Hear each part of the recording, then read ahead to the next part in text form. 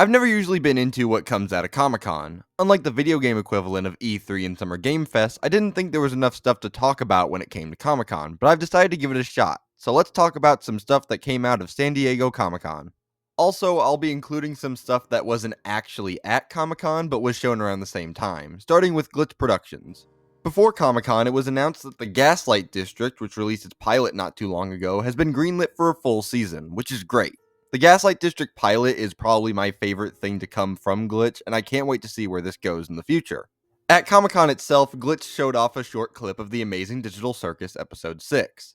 It looks like the start of the episode, and with Gooseworks saying that Episode 5 was, quote, the funny before the storm, I'm very excited for this. And it seems like we might not even have to wait that long, with Goose saying that we'll have to wait at max 4 months back when Episode 5 released. Also note, I wrote this script before they started teasing stuff on their website, or the Wacky Watch website or whatever for Episode 6, so that's cool too. Blumhouse showed a new trailer for Five Nights at Freddy's 2. The first FNAF movie was fine, but it had some questionable decisions that I hope that this sequel can fix. One thing that looks consistent from the first movie is the quality of the costumes and the sets. These look like they were ripped straight from the game, and it was a real strong suit of the first film, so I'm glad to see that level of quality here too.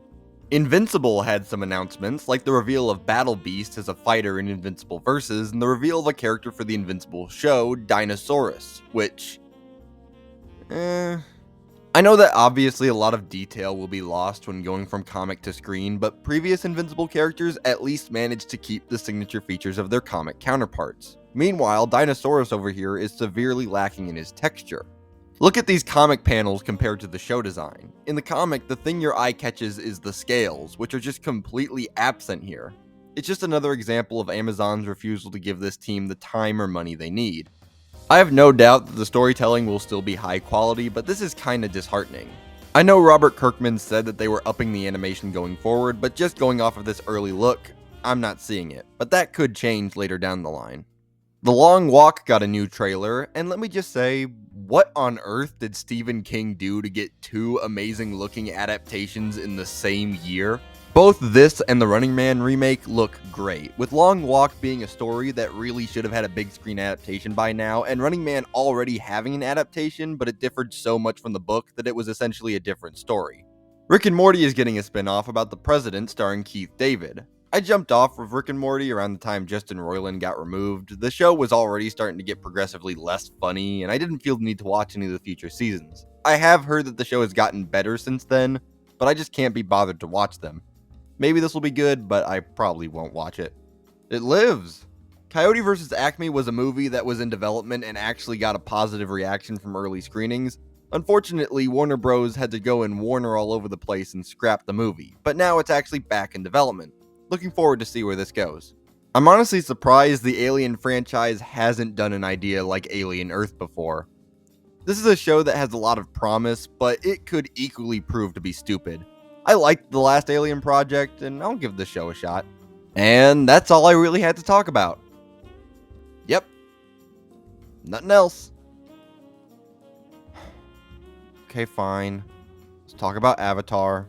And no, not the one everybody likes. I really don't want to talk about this, but it's too big to ignore. The Avatar franchise is the biggest media franchise that absolutely no one talks about.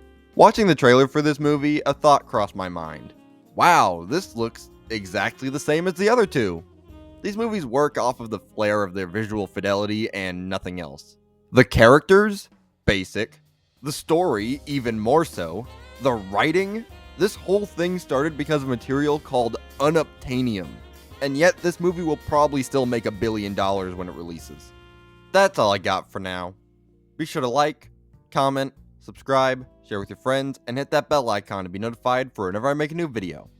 The next video should be me talking about Plants vs. Zombies Replanted, so if you're interested in that, or interested in supporting the channel more, then turn notifications and check out my other videos. Okay, that's it. Bye.